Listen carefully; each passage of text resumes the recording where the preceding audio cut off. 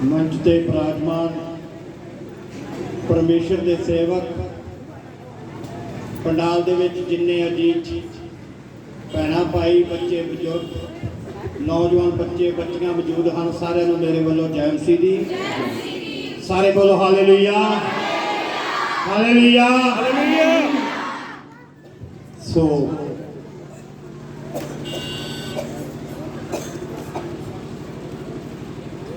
बेटी दस रही सी कि रब दे दास दूने आदर के योग होंदे ने, पर कई बारी ये एक दर्जे तो भी घट जाते हैं।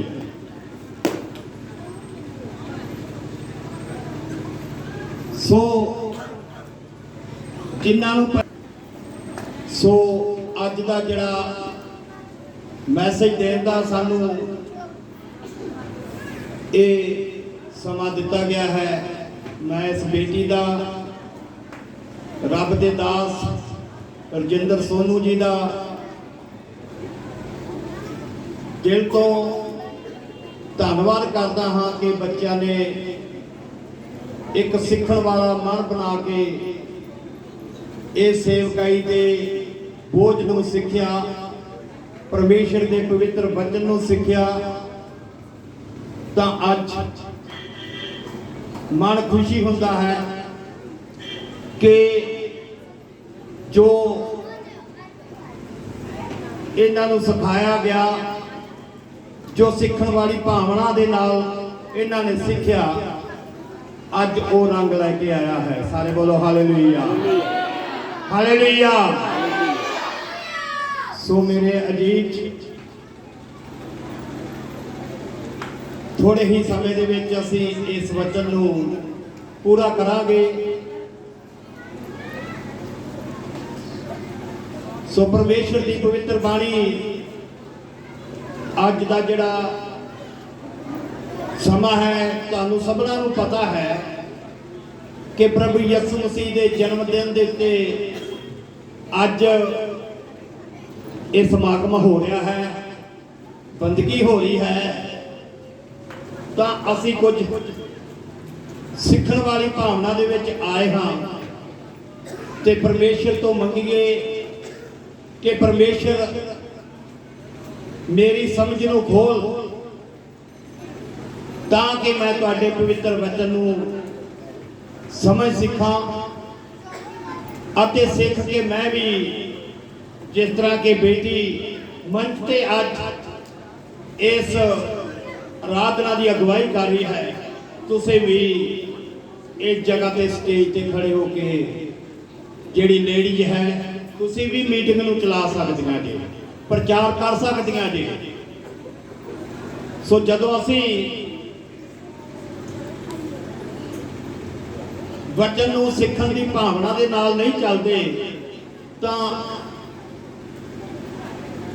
कई दफा ये देखने को मिलता है कि कई बुजुर्गी हालत के 50-50 साल के हो गए ने ते बंदगी दे विच चलते जरूर ने, पर अजे भी प्रार्थना करन तो भी वांझे रह जाते हैं। इस करके असी सीखना है। सो अज मैं दसदा हाँ कि प्रभु यसु मसीह दे जो इस संसार दे विच जन्म धारण किया, उन्हां दा इस संसार दे विच आउण दा की मकसद सी, क्यों ये इंसानी जामे दे विच इस संसार दे विच आए। अज असी जो परमेश्वर का आत्मा मेरे नाल वचन के द्वारा गलबात कर रहा है, मैं जरूर दसना चाहता हाँ, पिछे शोर ना करो, थोड़े समय दे विच समाप्त करांगे। ये असी सारे जानते हाँ कि प्रभु यसु मसीह ने जन्म धारण किया, तो वचन दे विच मत्ती दी अंजील 1 बाब दी 21 आयत दे विच देखिए, अति ਪੁੱਤਰ ਜਣੇਗੀ ਹਾਂ ਉਹ ਪੁੱਤਰ ਜਣੇਗੀ ਅਤੇ ਤੂੰ ਉਹਦਾ ਨਾਮ ਯਿਸੂ ਰੱਖੀ ਤੂੰ ਉਸ ਦਾ ਨਾਮ ਯਿਸੂ ਰੱਖੀ ਕਿਉਂ ਜੋ ਉਹ ਆਪਣੇ ਲੋਕਾਂ ਨੂੰ ਹਾਂ ਉਹਨਾਂ ਦੇ ਪਾਪਾਂ ਤੋਂ ਬਚਾਵੇਗਾ। ਸਾਰੇ ਬੋਲੋ ਹਾਲੇਲੂਇਆ ਹਾਲੇਲੂਇਆ। ਹਾਂ ਸੰਦੇਸ਼ਾ ਆਇਆ ਮਰੀਮ ਨੂੰ ਕਿ ਤੂੰ ਉਸ ਦਾ ਨਾਮ ਯਿਸੂ ਰੱਖੀ। ਆ ਵੀ ਪ੍ਰਭੂ ਯਿਸੂ ਮਸੀਹ ਦਾ ਸਵਰਗ ਦੇ ਵਿੱਚੋਂ ਆਇਆ ਤੇ ਉਹ ਪ੍ਰਭੂ ਯਿਸੂ ਮਸੀਹ ਵੀ ਸਵਰਗ ਦੇ ਵਿੱਚੋਂ ਆਇਆ ਹੈ ਤੇ ਸਵਰਗ ਦੇ ਵਿੱਚ ਵੀ ਗਿਆ ਹੈ। ਤਾਂ ਉੱਥੇ ਇੱਕ ਥੋੜਾ ਜਿਹਾ ਭੇਤ ਦੀ ਗੱਲ ਦੱਸੀ ਹੈ ਕਿ ਉਹ ਲੋਕਾਂ ਨੂੰ ਪਾਪਾਂ ਤੋਂ ਕੀ ਕਰੇਗਾ ਬਚਾਵੇਗਾ। ਹੁਣ ਪਾਪ ਦਾ ਸ਼ਬਦ ਕਿਉਂ ਕੀਤਾ ਗਿਆ? ਪਾਪ ਦਾ ਸ਼ਬਦ ਕਿਉਂ ਆਇਆ? ਪਾਪ ਸ਼ਬਦ ਜਿਹੜਾ ਹੈ ਇਸ ਬਾਈਬਲ ਦੇ ਵਿੱਚ ਅੰਕਿਤ ਕੀਤਾ ਗਿਆ। ਇਹ ਕਿਉਂ ਲਿਖਿਆ ਗਿਆ? ਕਿਉਂਕਿ ਜਿਹੜਾ ਪਹਿਲਾ ਆਦਮ ਸੀ, ਜਿਹੜੀ ਇਸ ਸ੍ਰਿਸ਼ਟੀ ਦਾ ਪਹਿਲਾ ਮਨੁੱਖ ਸੀ, ਉਹ ਆਦਮ ਸੀ। ਪਰ ਉਸ ਆਦਮ ਨੇ ਪਰਮੇਸ਼ਰ ਦੇ ਹੁਕਮ ਦੀ ਨਾਫਰਮਾਨੀ ਕੀਤੀ ਤੇ ਉਸ ਆਦਮ ਤੋਂ ਕੀ ਆ ਗਿਆ? ਪਾਪ ਆਇਆ।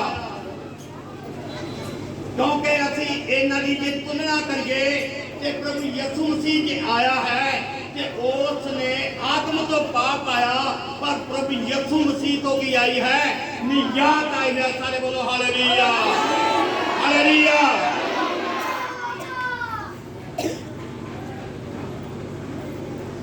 ਆਦਮ ਨੇ ਉਸ ਪਿਆਰ ਨੂੰ ਗਵਾ ਦਿੱਤਾ, ਪਰ ਪ੍ਰਭੂ ਯਿਸੂ ਮਸੀਹ ਉਸ ਪਿਆਰ ਨੂੰ ਕੀ ਕੀਤਾ? ਬਣਾ ਲਿਆ। ਸਾਰੇ ਬੋਲੋ ਹਾਲੇਲੂਇਆ ਹਾਲੇਲੂਇਆ। ਕਿਉਂਕਿ ਉਸ ਨੇ ਇੱਕ ਆਦਮ ਤੋਂ ਮੌਤ ਆਈ। ਮੈਂ ਇਹਨਾਂ ਦੀ ਤੁਲਨਾ ਕਰਨਾ ਹਾਂ। ਕਿਉਂ ਫਰਕ ਹੈ? ਆਦਮ ਜਿਹੜਾ ਹੈ ਉਹ ਇੱਕ ਧਰਤੀ ਦਾ ਪਹਿਲਾ ਮਨੁੱਖ ਸੀ ਤੇ ਪ੍ਰਭੂ ਯਿਸੂ ਮਸੀਹ ਜਿਹੜਾ ਹੈ ਇਹ ਛੇਕਣ ਦਾ ਮਨੁੱਖ ਸੀ। ਇਹ ਉਹ ਧਰਤੀ ਤੋਂ ਸੀ ਤੇ ਉਹ ਜੀਵਨ ਦਾਤਾ ਪਰਮੇਸ਼ਰ ਤੋਂ ਹੀ। ਸਾਰੇ ਬੋਲੋ ਹਾਲੇਲੂਇਆ। ਜੇ ਮੈਂ ਪੜਾਵਾਂਗਾ ਤਾਂ ਬੜਾ ਸਮਾਂ ਲੱਗੇਗਾ।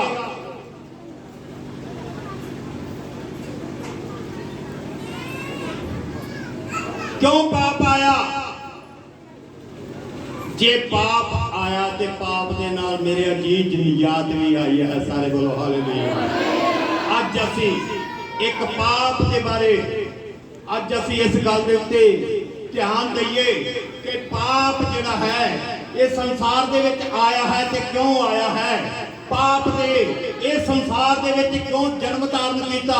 ਕਿਉਂਕਿ ਪਰਮੇਸ਼ਰ ਦੀ ਪਵਿੱਤਰ ਬਾਣੀ ਦੇ ਵਿੱਚ ਦੱਸਦਾ ਹੈ ਕਿ ਇੱਕ ਮਨੁੱਖ ਤੋਂ ਪਾਪ ਆਇਆ ਤੇ ਪਾਪ ਹੀ ਸਾਰੇ ਸੰਸਾਰ ਦੇ ਵਿੱਚ ਅੱਗ ਦੀ ਤਰ੍ਹਾਂ ਫੈਲ ਗਿਆ। ਇੱਕ ਜਿਹੜਾ ਹੈ ਰੋਮੀਆਂ ਦੀ ਕਿਤਾਬ 5 ਬਾਬ ਦੀ 12 ਦੇਖੀਏ ਤੇ ਉੱਥੋਂ ਪਤਾ ਲੱਗੇਗਾ ਕਿ ਆਦਮ ਤੋਂ ਪਾਪ ਆਇਆ। ਪੜ੍ਹੀਏ ਸ਼ਾਬਾਸ਼ ਜਲਦੀ। ਇਸ ਲਈ ਜਿਵੇਂ ਇੱਕ ਮਨੁੱਖ ਤੋਂ ਪਾਪ ਸੰਸਾਰ ਵਿੱਚ ਆਇਆ, ਹਾਂ ਕਹਿੰਦਾ ਕਿ ਇੱਕ ਮਨੁੱਖ ਤੋਂ ਪਾਪ ਜਿਹੜਾ ਹੈ ਸੰਸਾਰ ਦੇ ਵਿੱਚ ਆਇਆ ਅਤੇ ਪਾਪ ਤੋਂ ਮੌਤ ਆਈ ਤੇ ਪਾਪ ਤੋਂ ਕੀ ਆ ਗਈ? ਮੌਤ। ਇੱਕ ਆਦਮ ਤੋਂ ਇਹ ਪਾਪ ਆਇਆ ਤਾਂ ਇਹ ਪਾਪ ਜਿਹੜਾ ਹੈ ਸਾਰੇ ਸੰਸਾਰ ਦੇ ਵਿੱਚ ਫੈਲ ਗਿਆ। ਅੱਜ ਅਸੀਂ ਇੱਕ ਪਾਪ ਦੇ ਜਿਹੜਾ ਹੈ ਇਹਦੇ ਉੱਤੇ ਧਿਆਨ ਦੇਣਾ ਹੈ ਕਿ ਪਾਪ ਕਿੱਥੋਂ ਆਇਆ? ਪਾਪ ਨੇ ਕਿਉਂ ਇਹ ਸੰਸਾਰ ਦੇ ਵਿੱਚ ਆਪਣੀਆਂ ਜੜ੍ਹਾਂ ਨੂੰ ਫੈਲਾ ਲਿਆ? ਕਿਉਂਕਿ ਪਰਮੇਸ਼ਰ ਦੇ ਪਵਿੱਤਰ ਵਚਨ ਦੇ ਵਿੱਚ ਦੇਖੀਏ ਕਿ ਪਰਮੇਸ਼ਰ ਦਾ ਪਵਿੱਤਰ ਵਚਨ ਦੱਸਦਾ ਹੈ ਕਿ ਇੱਕ ਪਾਪ ਦੀ ਸ਼ੁਰੂਆਤ ਆਦਮ ਤੋਂ ਹੋਈ।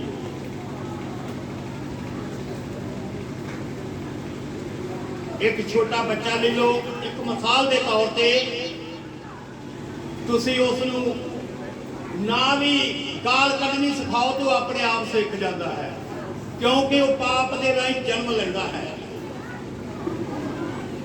ਪਰ ਮੇਰੇ ਅਜੀਜ਼, ਅੱਜ ਅਸੀਂ ਇਸ ਗੱਲ ਦੇ ਉੱਤੇ ਧਿਆਨ ਦੇਈਏ। ਮੈਂ ਇਸ ਗੱਲ ਦੇ ਖਿਲਾਫ ਨਹੀਂ ਹੈ ਕਿ ਮੋਮਬੱਤੀਆਂ ਜਗਾਉਣ ਦੇ ਨਾਲ ਇਹ ਪਾਪ ਖਤਮ ਨਹੀਂ ਹੋਵੇਗਾ।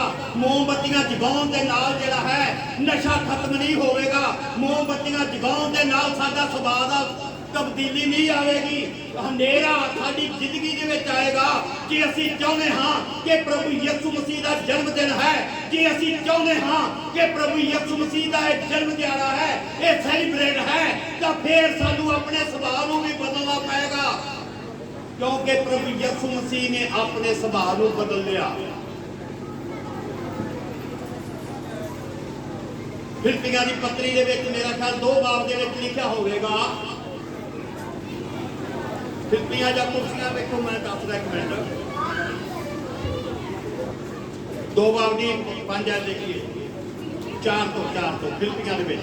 ਤੁਹਾਡੇ ਵਿੱਚੋਂ ਹਰੇਕ ਜਣਾ, ਹਾਂ ਤੁਹਾਡੇ ਵਿੱਚੋਂ ਹਰੇਕ ਜਣਾ ਆਪਣੇ ਹੀ ਹਾਲ ਉੱਤੇ ਨਹੀਂ, ਕਹਿੰਦਾ ਆਪਣੇ ਹੀ ਹਾਲ ਦੇ ਉੱਤੇ ਨਹੀਂ, ਸਗੋਂ ਹਰੇਕ ਦੂਜਿਆਂ ਦੇ ਹਾਲ ਉੱਤੇ ਵੀ ਨਿਗਾਹ ਕਰੇ। ਕਹਿੰਦਾ ਕਿ ਦੂਜਿਆਂ ਦੇ ਹਾਲ ਦੇ ਉੱਤੇ ਕੀ ਕਰੇ, ਨਿਗਾਹ ਕਰੇ। ਤੁਹਾਡਾ ਉਹ ਸੁਭਾਅ ਹੋਵੇ, ਤੁਹਾਡਾ ਉਹ ਸੁਭਾਅ ਹੋਵੇ ਜੋ ਮਸੀਹ ਯੀਸ਼ੂ ਦਾ ਵੀ ਸੀ। ਸਾਰੇ ਬੋਲੋ ਹਾਲੇਲੂਇਆ। ਤੁਹਾਡਾ ਉਹ ਸੁਭਾਅ ਹੋਵੇ ਜੋ ਯਿਸੂ ਮਸੀਹ ਦਾ ਹੈ। ਜੇ ਅਸੀਂ ਸੈਲੀਬ੍ਰੇਟ ਕਰਦੇ ਹਾਂ ਜਾਂ ਅਸੀਂ ਜਨਮ ਦਿਨ ਮਨਾਉਂਦੇ ਹਾਂ ਤੇ ਜੇ ਸਾਡੇ ਵਿੱਚ ਤਬਦੀਲੀ ਨਹੀਂ ਆਵੇਗੀ ਤਾਂ ਬਿਲਕੁਲ ਇਹਦਾ ਜਿਹੜਾ ਹੈ ਅਸੀਂ ਆਪਣੇ ਆਪ ਦੀ ਮਸੀਹ ਦੇ ਨਾਲ ਤੁਲਨਾ ਨਹੀਂ ਕਰਦੇ। ਜੇ ਅਸੀਂ ਮਸੀਹ ਦੇ ਨਾਲ ਆਪਣੇ ਆਪ ਦੀ ਤੁਲਨਾ ਕਰਦੇ ਹਾਂ, ਅਸੀਂ ਚਾਹੁੰਦੇ ਹਾਂ ਕਿ ਸਾਡੇ ਵਿੱਚ ਮਸੀਹ ਜਿਹੜਾ ਹੈ ਉਸ ਨੇ ਵਾਸ ਕੀਤਾ ਹੈ, ਸਾਡੇ ਵਿੱਚ ਮਸੀਹ ਯਿਸੂ ਹੈ। ਤੇ ਪ੍ਰਭੂ ਯਿਸੂ ਮਸੀਹ ਦੇ ਬਾਰੇ ਮੈਂ ਪਿਛਲੇ ਇੱਥੇ ਇੱਕ ਵਾਰੀ ਦੱਸ ਰਿਹਾ ਸਾਂ ਕਿ ਜਿਹੜਾ ਪੌਲਸ ਸੀ, ਉਹ ਜਦੋਂ ਪਹਿਲਾ ਜਿਹੜਾ ਸਾਲ ਸੁਨਾ ਸੀ ਉਹਦਾ, ਜਦੋਂ ਉਹਦੇ ਤੇ ਜੋਤ ਚਮਕੀ ਤੇ ਉਹ ਅੰਨਾ ਹੋ ਗਿਆ, ਤਾਂ ਲਿਖਿਆ ਰਸੂਲਾਂ ਦੇ ਕਿਤਾਬ ਦੇ ਵਿੱਚ ਕਿ ਉਸ ਦੀਆਂ ਅੱਖਾਂ ਦੇ ਉੱਤੋਂ ਛਿਲਕੇ ਡਿੱਗ ਪਏ, ਉਹ ਪਾਪ ਦੇ ਛਿਲਕੇ ਉਸ ਦੀਆਂ ਅੱਖਾਂ ਦੇ ਉੱਤੋਂ ਡਿੱਗੇ ਤੇ ਪੌਲਸ ਰਸੂਲ ਨੇ ਪ੍ਰਭੂ ਯਿਸੂ ਮਸੀਹ ਵਾਲਾ ਸੁਭਾਅ ਪਾ ਲਿਆ। ਹਾਲੇਲੂਇਆ। ਉਹ ਸੌਲਸ ਨਹੀਂ ਰਿਹਾ ਜਿਹੜਾ ਕਿ ਮਸੀਹਾਂ ਦੇ ਉੱਤੇ ਤਸੱਦਦ ਕਰਦਾ ਸੀ, ਉਹ ਸੌਲਸ ਨਹੀਂ ਰਿਹਾ ਜਿਹੜਾ ਕਿ ਮਸੀਹਾਂ ਨੂੰ ਤੰਗ ਕਰਦਾ ਸੀ, ਪਰੇਸ਼ਾਨ ਕਰਦਾ ਸੀ। ਉਹ ਸੌਲਸ ਤੋਂ ਪੌਲਸ ਬਣ ਗਿਆ। ਤਾਂ ਪਰਮੇਸ਼ਰ ਨੇ ਕਿਹਾ 9 ਬਾਬ ਦੀ ਮੇਰੇ ਖਿਆਲ 16-17 ਦੇ ਵਿੱਚ ਕਿ ਜੇ ਤੂੰ ਮਸੀਹ ਪ੍ਰਭੂ ਯਿਸੂ ਮਸੀਹ ਦੇ ਵਿੱਚ ਆ ਗਿਆ ਹੈ ਤੇ ਉਹਦੇ ਕਾਰਨ ਮੈਂ ਤੈਨੂੰ ਅੱਗੇ ਲੈ ਕੇ ਚੱਲਾਂਗਾ ਜਿੱਥੇ ਮੈਂ ਤੈਨੂੰ ਜਾਣਾ ਚਾਹੁੰਦਾ ਹਾਂ, ਕਿਉਂਕਿ ਉਸ ਦੀ ਜ਼ਿੰਦਗੀ ਦੇ ਵਿੱਚ ਪ੍ਰਭੂ ਯਿਸੂ ਮਸੀਹ ਦਾ ਸੁਭਾਅ ਆ ਗਿਆ। ਅੱਜ ਪੜ੍ਹਨਾ ਹੈ, ਪੜ੍ਹੋ ਸ਼ਾਬਾਸ਼। ਰਸੂਲਾਂ ਨੇ ਕਰਨਾ ਬਈ ਤੇ ਤਿਆਰ ਕਰਨਾ ਅੱਖਾਂ ਤੋਂ ਛਿਲਕੇ ਜਿਹੇ ਡਿੱਗੇ। ਹਾਂ ਕਹਿੰਦਾ ਕਿ ਉਹਦੀਆਂ ਅੱਖਾਂ ਤੋਂ ਛਿਲਕੇ ਡਿੱਗੇ ਅਤੇ ਉਹ ਸੁਜਾਖਾ ਹੋ ਗਿਆ। ਅਤੇ ਉਹ ਕੀ ਹੋ ਗਿਆ? ਸੁਜਾਖਾ। ਉਹ ਕੀ ਹੋ ਗਿਆ? ਸੁਜਾਖਾ। ਕਿਉਂ ਸੁਜਾਖਾ ਹੋ ਗਿਆ? ਕਿਉਂਕਿ ਉਹ ਜਿਹੜਾ ਪੌਲਸ ਰਸੂਲ ਜਿਹੜਾ ਹੈ ਬਾਅਦ ਦੇ ਵਿੱਚ ਪੌਲਸ ਬਣਿਆ, ਉਹ ਸੌਲਸ ਜਿਹੜਾ ਹੈ ਉਹ ਮਸੀਹਾਂ ਦੇ ਉੱਤੇ ਤਸੱਦਦ ਕਰਦਾ ਸੀ, ਮਸੀਹਾਂ ਦੇ ਉੱਤੇ ਬਹੁਤ ਸਾਰਾ ਜਿਹੜਾ ਉਸਦੇ ਉੱਤੇ ਸਤਾਓ ਕਰਦਾ ਸੀ ਉਹਨਾਂ ਦੇ ਉੱਤੇ। ਤਾਂ ਪਰ ਜਦੋਂ ਉਹਦੇ ਵਿੱਚ ਪ੍ਰਭੂ ਯਿਸੂ ਮਸੀਹ ਆ ਗਿਆ ਤੇ ਉਹ ਪਾਪ ਦੇ ਛਿਲਕੇ ਜਿਹੜੇ ਉਸ ਦੀਆਂ ਅੱਖਾਂ ਨੂੰ ਜਿਹੜਾ ਹੈ ਉਹਨਾਂ ਦੇ ਉੱਤੋਂ ਛਿਲਕੇ ਡਿੱਗੇ, ਉਹ ਪਾਪ ਦੇ ਛਿਲਕੇ ਸੀ। ਉਸ ਪਾਪੀ ਸੁਭਾਅ ਨੂੰ ਉਸ ਨੇ ਇੱਕ ਪਿਆਰ ਦੇ ਵਿੱਚ ਬਦਲ ਲਿਆ। ਸਾਰੇ ਬੋਲੋ ਹਾਲੇਲੂਇਆ। ਪ੍ਰਭੂ ਯਿਸੂ ਮਸੀਹ ਜਿਹੜਾ ਹੈ ਇਸ ਨੂੰ 39 ਕੋੜਲੇ ਵਜੇ, ਪਰ ਪੌਲਸ ਰਸੂਲ ਨੂੰ 195 ਕੋੜਲੇ ਵਜੇ, ਜਿਨ੍ਹਾਂ ਦੇ ਨਾਲ 1755 ਜ਼ਖਮ ਜਿਹੜਾ ਹੈ ਉਹ ਪੌਲਸ ਰਸੂਲ ਦੇ ਉੱਤੇ ਦੇਹ ਦੇ ਉੱਤੇ ਇੱਕ ਕੋਟੜੇ ਦੇ ਨਾਲ 9 ਜ਼ਖਮ ਹੁੰਦੇ ਸੀ। 1755 ਜ਼ਖਮ ਜਿਹੜੇ ਨੇ ਪੌਲਸ ਰਸੂਲ ਦੀ ਦੇਹ ਦੇ ਉੱਤੇ ਹੋਏ, ਉਸ ਨੇ ਆਪਣੇ ਸੁਭਾਅ ਨੂੰ ਪ੍ਰਭੂ ਯਿਸੂ ਮਸੀਹ ਦੀ ਖਾਤਰ ਕੀ ਕਰ ਲਿਆ? ਬਦਲ ਲਿਆ। ਜੇ ਅਸੀਂ ਪਤਰਸ ਦੀ ਪੱਤਰੀ ਦੇ ਵਿੱਚ ਦੇਖੀਏ ਤੇ ਉੱਥੇ ਲਿਖਿਆ ਕਹਿੰਦਾ ਕਿ ਉਸ ਨੇ ਗਾਲੀਆਂ ਖਾ ਕੇ ਗਾਲੀਆਂ ਨਹੀਂ ਦਿੱਤੀਆਂ, ਸਗੋਂ ਆਸ਼ੀਸ਼ ਦਿੱਤੀ। ਪ੍ਰਭੂ ਯਿਸੂ ਮਸੀਹ ਦਾ ਸੁਭਾਅ ਸੀ, ਉਸ ਨੇ ਚਾਹਿਆ ਕਿ ਆਉਂਦਾ ਹੈ ਕਿ ਇਹ 12 ਜਿਹੜੀਆਂ ਦੂਤਾਂ ਦੀਆਂ ਫੌਜਾਂ ਸੀ ਪ੍ਰਭੂ ਯਿਸੂ ਮਸੀਹ ਦੇ ਇਰਦ ਗਿਰਦ ਸੀ, ਪਰ ਉਸ ਨੇ ਉਹਨਾਂ ਨੂੰ ਮਾਫ ਕੀਤਾ। ਅੱਜ ਮੇਰੇ ਅਜੀਜ਼ ਪਾਪ ਦਾ ਜ਼ਿਕਰ ਜਿਹੜਾ ਹੈ ਬਾਈਬਲ ਦੇ ਵਿੱਚ ਹੈ ਕਿ ਉਹ ਲੋਕਾਂ ਨੂੰ ਪਾਪਾਂ ਤੋਂ ਕੀ ਕਰੇਗਾ, ਛਡਾਵੇਗਾ। ਪ੍ਰਭੂ ਯਿਸੂ ਮਸੀਹ ਦੇ ਬਾਰੇ ਮਲਾਕੀ ਨੇ 400 ਸਾਲ ਪਹਿਲਾਂ ਜਿਹੜਾ ਭਵਿੱਖਬਾਣੀ ਕਰ ਦਿੱਤੀ। ਯਰਮੀਆ ਨਬੀ ਨੇ 518 ਤੋਂ 20 ਦੇ ਦਰਮਿਆਨ ਦੇ ਵਿੱਚ ਭਵਿੱਖਬਾਣੀ ਕਰ ਦਿੱਤੀ ਪ੍ਰਭੂ ਯਿਸੂ ਮਸੀਹ ਦੇ ਬਾਰੇ। ਯਸ਼ਾਇਆ ਨਬੀ ਨੇ 750 ਤੋਂ 800 ਸਾਲ ਦੇ ਦਰਮਿਆਨ ਦੇ ਵਿੱਚ ਭਵਿੱਖਬਾਣੀ ਕਰ ਦਿੱਤੀ। ਮਲਾਕੀ ਦੀ ਕਿਤਾਬ ਦੇ ਵਿੱਚ 4 ਬਾਬ ਦੇ ਵਿੱਚ ਲਿਖਿਆ ਹੈ ਕਿ ਇੱਥੇ ਲਿਖਦਾ ਇੱਕ ਬਾਬ ਦੀ 21 ਆਇਤ ਦੇ ਵਿੱਚ ਕਿ ਉਹ ਪਾਪਾਂ ਤੋਂ ਛੁਡਾਵੇਗਾ ਤੇ ਦੁੱਖਾਂ ਤੋਂ ਛੁਟਕਾਰਾ ਦੇਵੇਗਾ, ਕਿਉਂਕਿ ਉਸ ਦੇ ਸ਼ਿਫਾ ਦੇ ਵਿੱਚ ਉਹ ਕਹਿੰਦਾ ਕਿ ਇੱਕ ਧਰਮ ਦਾ ਸੂਰਜ ਨਿਕਲੇਗਾ ਤੇ ਉਸ ਦੀਆਂ ਸ਼ਿਫਾ ਦੇ ਵਿੱਚ ਕੀ ਹੋਵੇਗੀ, ਉਹਦੀਆਂ ਕਿਰਨਾਂ ਦੇ ਵਿੱਚ ਕੀ ਹੋਵੇਗੀ, ਸ਼ਿਫਾ ਹੋਵੇਗੀ। ਸਾਰੇ ਬੋਲੋ ਹਾਲੇਲੂਇਆ, ਹਾਲੇਲੂਇਆ। ਪੜ੍ਹੀਏ ਸ਼ਾਬਾਸ਼। ਪਰ ਤੁਹਾਡੇ ਲਈ ਜਿਹੜੇ ਮੇਰੇ ਨਾਮ ਦਾ ਭੈ ਮੰਨਦੇ ਹੋ, ਹਾਂ ਕਹਿੰਦਾ ਕਿ ਜਿਹੜੇ ਮੇਰੇ ਨਾਮ ਦਾ ਭੈ ਮੰਨਦੇ ਹੋ, ਧਰਮ ਦਾ ਸੂਰਜ ਚੜ੍ਹੇਗਾ, ਧਰਮ ਦਾ ਸੂਰਜ ਚੜ੍ਹੇਗਾ ਅਤੇ ਉਹਦੀਆਂ ਕਿਰਨਾਂ ਵਿੱਚ ਸ਼ਿਫਾ ਹੋਵੇਗੀ। ਸਾਰੇ ਬੋਲੋ ਹਾਲੇਲੂਇਆ। ਕਹਿੰਦਾ ਉਹਦੀਆਂ ਕਿਰਨਾਂ ਦੇ ਵਿੱਚ ਕੀ ਹੋਵੇਗੀ, ਸ਼ਿਫਾ ਹੋਵੇਗੀ। ਕੀ ਹੋਵੇਗੀ, ਸ਼ਿਫਾ ਦਾ ਭਾਵ ਕਿ ਦੁੱਖਾਂ ਤੋਂ ਛੁਟਕਾਰਾ ਮਿਲੇਗਾ। ਅੱਜ ਜੇ ਪ੍ਰਭੂ ਯਿਸੂ ਮਸੀਹ ਨੇ ਸਾਡੇ ਖਾਤਰ ਜਿਹੜਾ ਹੈ ਉਸ ਪਾਪ ਤੋਂ ਸਾਨੂੰ ਛੁਟਕਾਰਾ ਦੇਣ ਦੇ ਵਾਸਤੇ ਇਸ ਸੰਸਾਰ ਦੇ ਵਿੱਚ ਜਨਮ ਧਾਰਨ ਕੀਤਾ ਹੈ ਤੇ ਅਸੀਂ ਵੀ ਇੱਕ ਨਮੂਨਾ ਬਣ ਕੇ ਉਸ ਦੀ ਹਜ਼ੂਰੀ ਦੇ ਵਿੱਚ ਪੇਸ਼ ਆਈਏ, ਫਿਰ ਹੀ ਸਾਡਾ ਸੈਲੀਬ੍ਰੇਟ ਹੈ, ਫਿਰ ਹੀ ਸਾਡਾ ਜਨਮ ਦਿਨ ਹੈ, ਫਿਰ ਅਸੀਂ ਜਨਮ ਦਿਨ ਨੂੰ ਮਨਾ ਰਹੇ ਹਾਂ।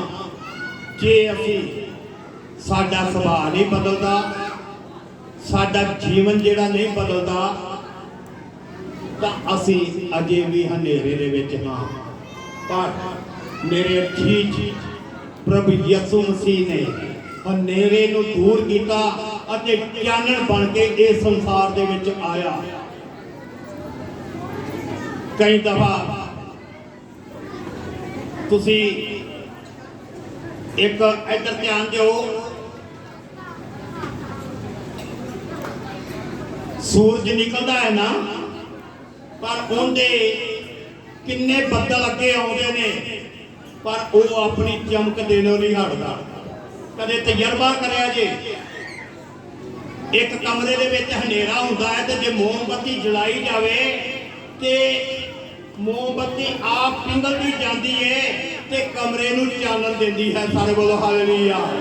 ਪ੍ਰਭੂ ਯਿਸੂ ਮਸੀਹ ਨੇ ਸਾਡੀ ਖਾਤਰ ਆਪਣੇ ਸਰੀਰ ਦੇ ਉੱਤੇ ਦੁੱਖ ਚੱਲ ਕੇ ਵੀ ਸਾਨੂੰ ਉਹ ਚਾਨਣ ਦਿੱਤਾ ਤੇ ਉਹ ਚਾਨਣ ਪ੍ਰਭੂ ਯਿਸੂ ਮਸੀਹ ਹੈ। ਜਦ ਅਸੀਂ ਉਹਦੇ ਉੱਤੇ ਬਹੁਤ ਸਾਰੇ ਤਸੱਦਦ ਹੋਏ, ਬਹੁਤ ਸਾਰਾ ਉਸ ਨੇ ਦੁੱਖਾਂ ਦਾ ਸਾਹਮਣਾ ਕੀਤਾ, ਪਰ ਉਸ ਨੇ ਚਾਨਣ ਦੇਣੋਂ ਨਹੀਂ ਰੁਕਿਆ। ਸਾਰੇ ਬੋਲੋ ਹਾਲੇਲੂਇਆ। ਕਿਉਂਕਿ ਪਰਮੇਸ਼ਰ ਦੀ ਪਵਿੱਤਰ ਬਾਣੀ ਦੇ ਵਿੱਚ ਲਿਖਿਆ ਹੈ ਕਿ ਜਿਹੜੇ ਲੋਕ ਹਨੇਰੇ ਦੇ ਵਿੱਚ ਬੈਠੇ ਸੀ ਉਹਨਾਂ ਦੇ ਉੱਤੇ ਚਾਨਣ ਪ੍ਰਕਾਸ਼ ਹੋਇਆ। ਉਹ ਚਾਨਣ ਕੌਣ ਹੈ? ਉਹ ਚਾਨਣ ਪ੍ਰਭੂ ਯਿਸੂ ਮਸੀਹ ਹੈ। ਜਿਹੜੇ ਜੋਤਸ਼ੀ ਜਿਹੜੇ ਹੈ ਉਹ ਜਿਹੜਾ ਪ੍ਰਭੂ ਯਿਸੂ ਮਸੀਹ ਨੂੰ ਲੱਭਣ ਦੀ ਕੋਸ਼ਿਸ਼ ਕਰਦੇ ਨੇ, ਜਦੋਂ ਉਹਨਾਂ ਨੇ ਆਪਣੇ ਜਿਹੜਾ ਹੈ ਸਮਝ ਦੇ ਨਾਲ ਚੱਲਿਆ ਤੇ ਪੁੱਛਣ ਲੱਗੇ ਜੇ ਉਹਨਾਂ ਦੇ ਵਿੱਚ ਉਹ ਪ੍ਰਭੂ ਯਿਸੂ ਮਸੀਹ ਹੁੰਦਾ ਤੇ ਫਿਰ ਉਹ ਜਿਹੜਾ ਹੈ ਹੈਰੋਦੇਸ ਜਿਹੜਾ 2-2 ਸਾਲ ਦੇ ਬੱਚਿਆਂ ਨੂੰ ਕਤਲ ਨਾ ਕਰਵਾਉਂਦਾ। ਉਹਨਾਂ ਆਪਣੀ ਸਮਝ ਦਾ ਸਹਾਰਾ ਲਿਆ। ਅੱਜ ਅਸੀਂ ਪਰਮੇਸ਼ਰ ਦੇ ਪਵਿੱਤਰ ਬਚਨ ਤੋਂ ਪਵਿੱਤਰ ਆਤਮਾ ਦਾ ਸਹਾਰਾ ਲੈ ਕੇ ਚੱਲੀਏ, ਫਿਰ ਹੀ ਪਰਮੇਸ਼ਰ ਸਾਡੀ ਸਮਝ ਨੂੰ ਖੋਲੇਗਾ।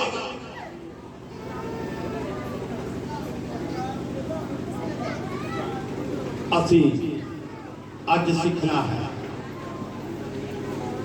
ਕਿ ਅਸੀਂ ਵੱਡਾ ਦਿਨ ਮਨਾ ਰਹੇ ਹਾਂ, ਅਸੀਂ ਕ੍ਰਿਸਮਸ ਡੇ ਮਨਾ ਰਹੇ ਹਾਂ, ਅਸੀਂ ਸੈਲੀਬ੍ਰੇਟ ਕਰ ਰਹੇ ਹਾਂ, ਪਰ ਇਸ ਦਾ ਵਾਧਾ ਤਦ ਹੈ ਸਾਡੀ ਜ਼ਿੰਦਗੀ ਦੇ ਵਿੱਚ ਜੇ ਅਸੀਂ ਆਪਣੇ ਸੁਭਾਅ ਨੂੰ ਪ੍ਰਭੂ ਯਿਸੂ ਮਸੀਹ ਦਾ ਸੁਭਾਅ ਨਾਲ।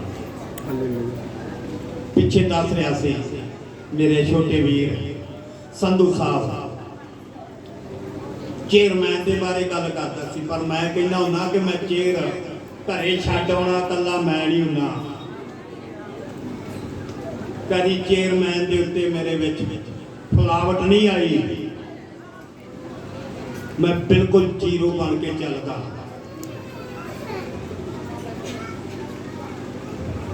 ਸਾਡਾ ਤਾਂ ਨਾਮ ਹੀ ਲੱਲੂ ਹੀ ਰੱਖ ਦਿੱਤਾ।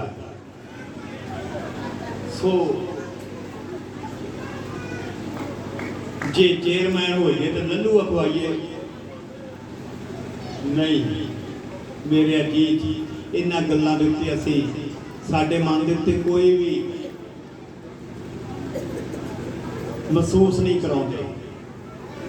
ਪ੍ਰਭੂ ਯਿਸੂ ਮਸੀਹ ਨੂੰ ਵੀ ਬਹੁਤ ਸਾਰਾ ਕੁਝ ਕਹੀ ਜਾਂਦੇ ਸੀ, ਪਰ ਉਹਨੇ ਉਹਨਾਂ ਦਾ ਜਵਾਬ ਪਿਆਰ ਦੇ ਵਿੱਚ ਦਿੱਤਾ ਹੈ, ਗੁੱਸੇ ਦੇ ਵਿੱਚ ਨਹੀਂ।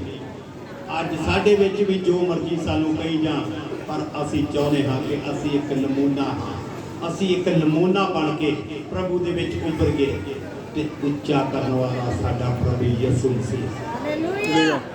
ਕਿਉਂਕਿ ਬਾਣੀ ਦੇ ਵਿੱਚ ਲਿਖਿਆ ਹੈ ਕਿ ਉਸ ਨੇ ਆਪਣੇ ਆਪ ਨੂੰ ਸਖਣਾ ਕਰਕੇ ਦਾਸ ਦਾ ਰੂਪ ਧਾਰਨ ਕੀਤਾ।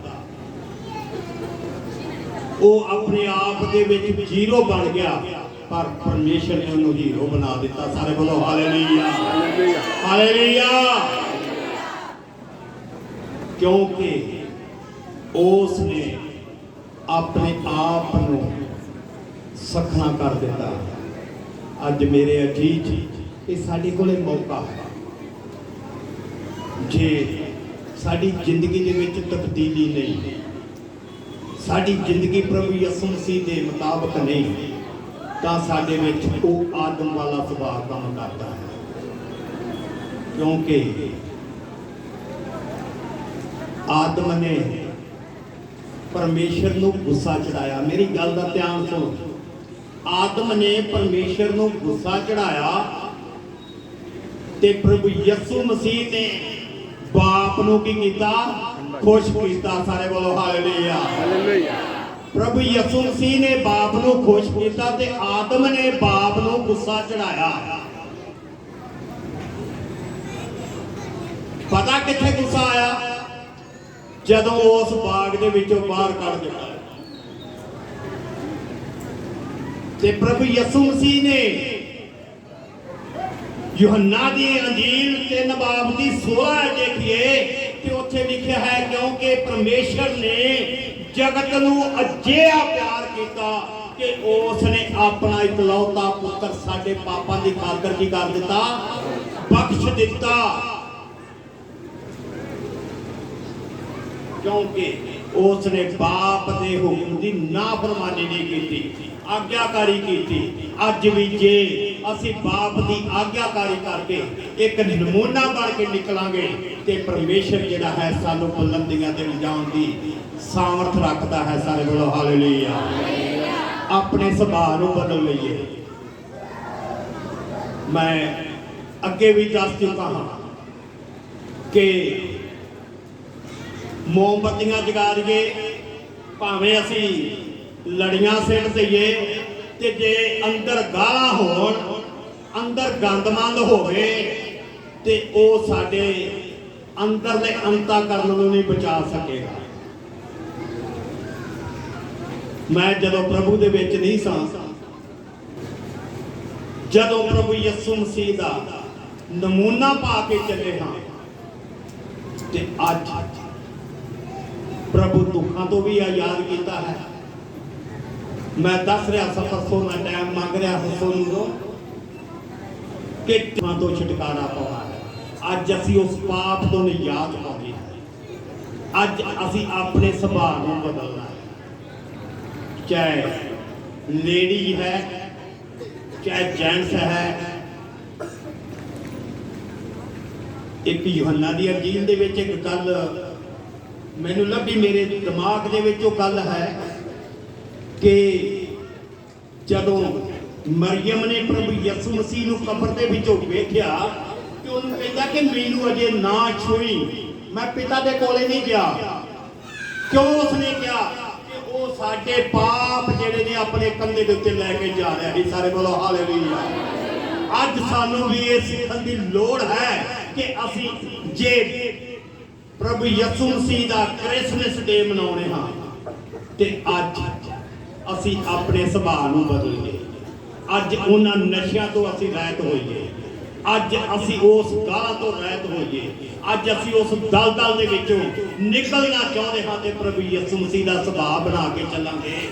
ਤੇ ਫਿਰ ਜਿਸ ਤਰ੍ਹਾਂ ਕਿ ਸੌਲਸ ਤੋਂ ਪੌਲਸ ਬਣ ਗਿਆ, ਇੱਕ ਫੇਲ ਤੋਂ ਪਾਸ ਹੋ ਗਿਆ, ਅੱਜ ਅਸੀਂ ਵੀ ਫੇਲ ਤੋਂ ਕੀ ਹੋ ਸਕਦੇ ਹਾਂ? ਪਾਸ ਹੋ ਸਕਦੇ ਹਾਂ।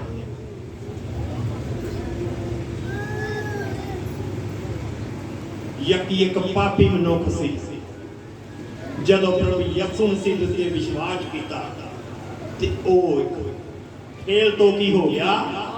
ਕੀ ਹੋ ਗਿਆ? ਪਾਸ। ਅੱਜ ਅਸੀਂ ਆਪਣੀ ਜ਼ਿੰਦਗੀ ਨੂੰ ਬਦਲ ਲਾਂਗੇ ਤੇ ਫਿਰ ਅਸੀਂ ਵੀ ਪ੍ਰਭੂ ਯਿਸੂ ਮਸੀਹ ਦੇ ਵਿੱਚ ਪਾਸ ਹੋ ਜਾਾਂਗੇ। ਸਾਡਾ ਸੁਭਾਅ ਬਦਲ ਜਾਏਗਾ, ਸਾਡੀ ਜ਼ਿੰਦਗੀ ਦੇ ਵਿੱਚ ਉਹ ਚਾਨਣ ਪ੍ਰਵੇਸ਼ ਹੋ ਜਾਏਗਾ, ਜਿਹੜਾ ਕਿ ਚਾਨਣ ਪ੍ਰਭੂ ਯਿਸੂ ਮਸੀਹ ਇਸ ਸੰਸਾਰ ਦੇ ਵਿੱਚ ਬਣ ਕੇ ਆਇਆ।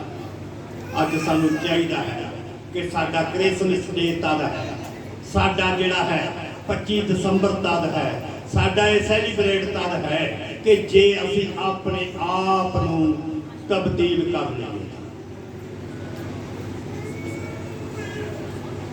ਜਦੋਂ ਅਸੀਂ ਆਪਣੇ ਆਪ ਨੂੰ ਤਬਦੀਲ ਕਰ ਲਵਾਂਗੇ। ਕਿਉਂ ਬਾਰ-ਬਾਰ ਕਰ ਰਿਹਾ ਸੀ? ਸੋਨੂੰ ਕਹਿ ਰਿਹਾ ਸੀ 26 ਸਾਲ ਹੋ ਗਏ ਨੇ ਕਿ ਅੱਜ ਫਸਟ ਡੇ ਹੈ ਜੋ ਬੱਚਿਆਂ ਨੇ ਇਹ ਭੰਗੜੇ ਵਾਲਾ ਡਾਂਸ ਕੀਤਾ ਹੈ। ਵੱਖ-ਵੱਖ ਜਿਹੜਾ ਹੈ ਵੈਰਾਈਟੀਆਂ ਤੁਹਾਨੂੰ ਵਿਖਾਈਆਂ ਨੇ, ਪਰ ਉਹਨਾਂ ਨੂੰ ਇਹ ਪਤਾ ਸੀ ਕਿ 26 ਸਾਲ ਦੇ ਵਿੱਚ ਮੈਂ ਇਹਦੇ ਕੋਲ ਇਹੋ ਜਿਹਾ ਨਮੂਨਾ ਪੇਸ਼ ਨਹੀਂ ਹੋਇਆ। ਸਿੱਖਿਆ ਹੈ ਤੇ ਤਦ ਹੀ ਉਹ ਇੱਕ ਡਰ ਮੰਨ ਰਿਹਾ ਸੀ ਕਿ ਕਿਤੇ ਮੇਰੇ ਤੇ ਕੋਈ ਆਬਜੈਕਸ਼ਨ ਨਾ ਲਾ ਦੇਣਾ। ਕਈ ਵਾਰੀ ਨੱਚਣ ਨੂੰ ਦਿਲ ਆਪਦਾ ਕਰਦਾ ਹੁੰਦਾ ਹੈ ਤੇ ਕਹਿੰਦੇ ਦੌਦ ਵੀ ਨੱਚਿਆ, ਪਰ ਦੌਦ ਦਾ ਨੱਚਣ ਦਾ ਨਮੂਨਾ ਹੋਰ ਸੀ। ਦੌਦ ਦਾ ਨੱਚਣਾ ਕੁਝ ਹੋਰ ਸੀ।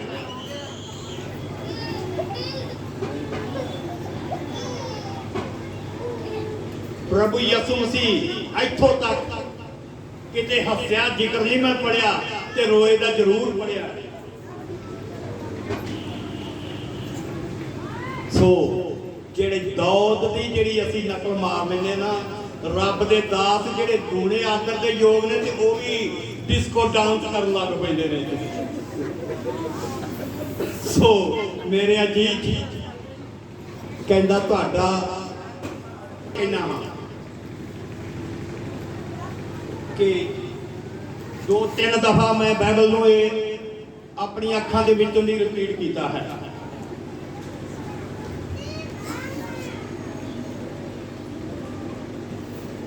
ਸੋ ਮੇਰੇ ਅਜੀਤ ਸਿੱਖਣ ਵਾਲੀ ਭਾਵਨਾ ਦੇ ਨਾਲ ਚੱਲਿਆ।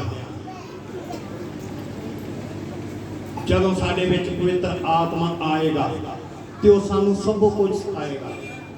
ਕਿਉਂਕਿ ਜਿਸ ਤਰ੍ਹਾਂ ਇੱਕ ਪ੍ਰਭੂ ਯਿਸੂ ਮਸੀਹ ਦੇ ਇੱਕ ਤਲਾਬ ਲੈ ਲਓ, ਮਿਸਾਲ ਦੇ ਤੌਰ ਤੇ ਦੱਸ ਰਹਾ, ਇੱਕ ਤਲਾਬ ਦੇ ਵਿੱਚ ਤੁਸੀਂ ਪੱਥਰ ਸਿੱਟੋ ਤੇ ਉਹਦੀਆਂ ਜਿਹੜੀਆਂ ਲਹਿਰਾਂ ਨੇ ਨਾ ਉਹ ਅੰਦਰ ਨੂੰ ਨਹੀਂ ਰੁਕਦੀਆਂ, ਉੱਥੇ ਨਹੀਂ ਰੁਕਦੀਆਂ, ਉਹਦੀਆਂ ਲਹਿਰਾਂ ਜਿਹੜੀਆਂ ਨੇ ਬਾਹਰ ਨੂੰ ਨਿਕਲਦੀਆਂ ਨੇ। ਤਾਂ ਪ੍ਰਭੂ ਯਿਸੂ ਮਸੀਹ ਦੀ ਵੀ ਇਹ ਸੋਚ ਸੀ ਕਿ ਜਿਹੜਾ ਮੇਰਾ ਪ੍ਰਚਾਰ ਹੈ ਸਾਰੇ ਵਰਲਡ ਦੇ ਵਿੱਚ ਸੁਣਾਇਆ ਜਾਵੇ।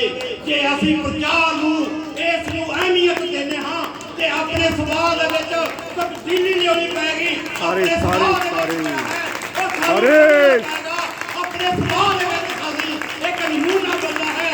ਪ੍ਰਭੂ ਯਿਸੂ ਮਸੀਹ ਨੇ ਜਦ ਉਹਨਾਂ ਲੋਕਾਂ ਨੇ ਸੁਭਾਅ ਪਾਇਆ ਕਿ ਉਹਨਾਂ ਨੂੰ 300 ਸਾਲ ਲੱਗ ਗਏ, ਯਹੂਦਾ, ਸਾਮਰੀਆ, ਬੈਤਲਹਮ ਤੇ ਬੰਨੇ ਤਿਕਰ ਮੇਰੇ ਗਵਾਹ ਠਹਿਰੋਗੇ, ਉਹਨਾਂ ਨੂੰ 300 ਸਾਲ ਲੱਗ ਗਏ। ਜਿਸ ਤਰ੍ਹਾਂ ਉਹਨਾਂ ਦਾ ਜਿਹੜਾ ਜੁਦੀ ਬਣਦੀ ਗਈ, ਜਿਸ ਤਰ੍ਹਾਂ ਉਹਨਾਂ ਦਾ ਵਿੱਚ ਜਿਹੜਾ ਹੈ ਵਾਧਾ ਹੁੰਦਾ ਗਿਆ, ਜਿਵੇਂ ਉਹ ਪਵਿੱਤਰ ਆਤਮਾ ਦੇ ਵਿੱਚ ਸਰਗਰਮ ਹੁੰਦੇ ਗਏ ਤੇ ਉਹਨਾਂ ਨੂੰ 300 ਸਾਲ ਲੱਗ ਗਏ।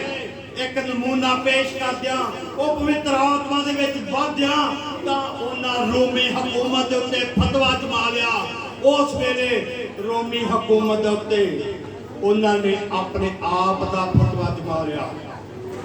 ਅੱਜ ਮੇਰੇ ਅਜੀਤ ਮੇਰਾ ਤੇ ਤੁਹਾਡਾ ਨਮੂਨਾ ਬਣ ਜਾਵੇਗਾ ਕਿ ਅੱਜ ਜਿਹੜੇ ਸਾਡੇ ਪ੍ਰਭੂ ਯਿਸੂ ਮਸੀਹ ਦੇ ਮੰਨਣ ਵਾਲਿਆਂ ਦੇ ਵਿਰੋਧ ਦੇ ਵਿੱਚ ਨੇ ਉਹ ਤੁਹਾਡੇ ਸਾਹਮਣੇ ਆਣ ਕੇ ਘੁਟਨੇ ਟੇਕਣਗੇ। ਸਾਰੇ ਵੱਲੋਂ ਹਾਲੇਲੂਇਆ। ਕਿਉਂਕਿ ਵਚਨ ਦਾ ਫੈਸਲਾ ਹੈ, ਹਰ ਇੱਕ ਚੀਜ਼ ਮੇਰੇ ਅੱਗੇ ਇਕਰਾਰ ਕਰੇਗੀ ਤੇ ਹਰ ਇੱਕ ਘੁਟਨਾ ਨਵਾਇਆ ਜਾਏਗਾ। ਕਦੋਂ ਨਵਾਇਆ ਜਾਵੇਗਾ? ਜਦੋਂ ਸਾਡਾ ਨਮੂਨਾ ਜਿਹੜਾ ਹੈ ਇੱਕ ਜਿਹੜਾ ਪਰਮੇਸ਼ਰ ਦੇ ਪਵਿੱਤਰ ਵਚਨ ਦੇ ਮੁਤਾਬਕ ਹੋ ਜਾਏਗਾ। ਹਾਲੇਲੂਇਆ।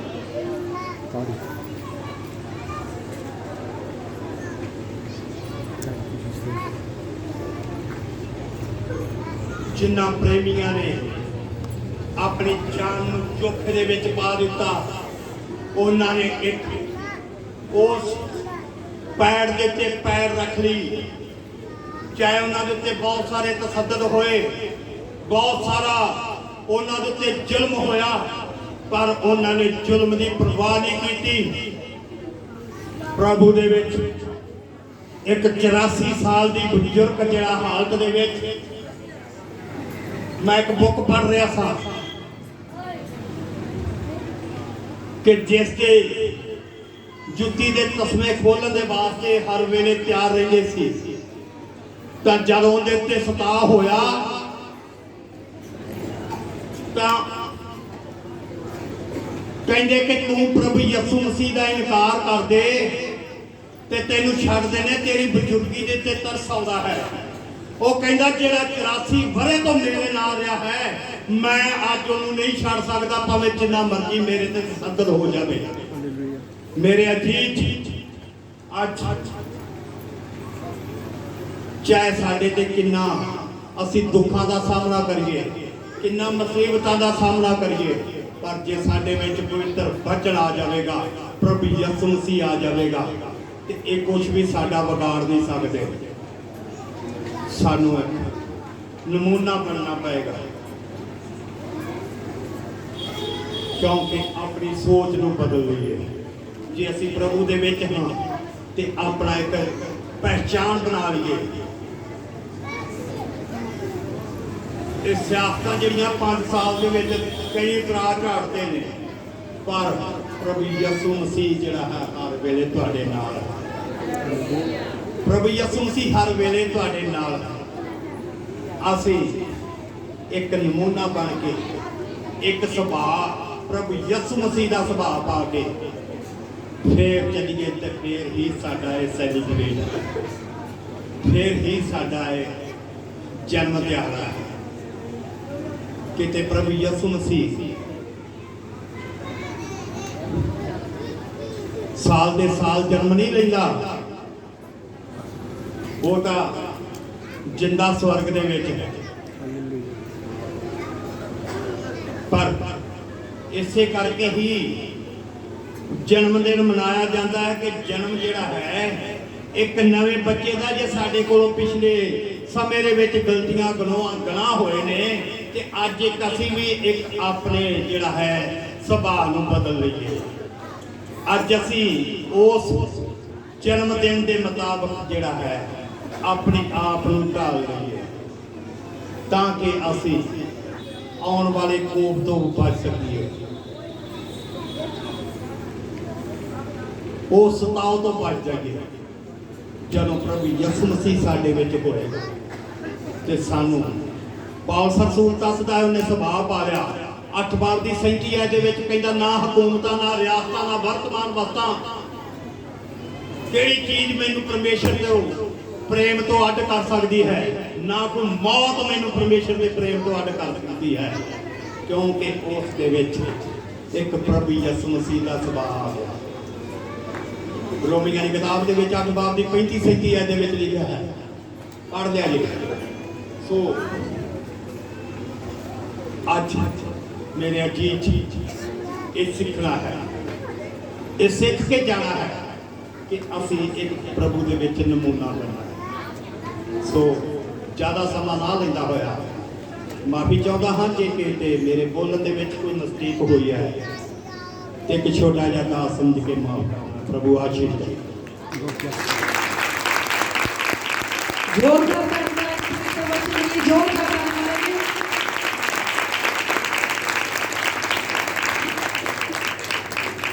वचन जिन्हों ने सुनिया है वो अपने हाथ उठाओ, जिन्होंने जिन्होंने वचन सुनिया।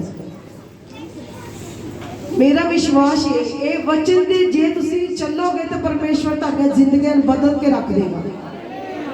वो खोटे तो खरा बनाने वाला परमेश्वर है, वो जिंदा परमेश्वर है, खाक चुक के पतवंता च बिठाने वाला परमेश्वर है। जोरदार ताली मारेंगे, जोरदार ताली मारेंगे, जोरदार रब के दास ने भी जोरदार ताली मारेंगे। आओ सब जन अपने सरन चकावांगे, अखंड बंद करेंगे सब जन।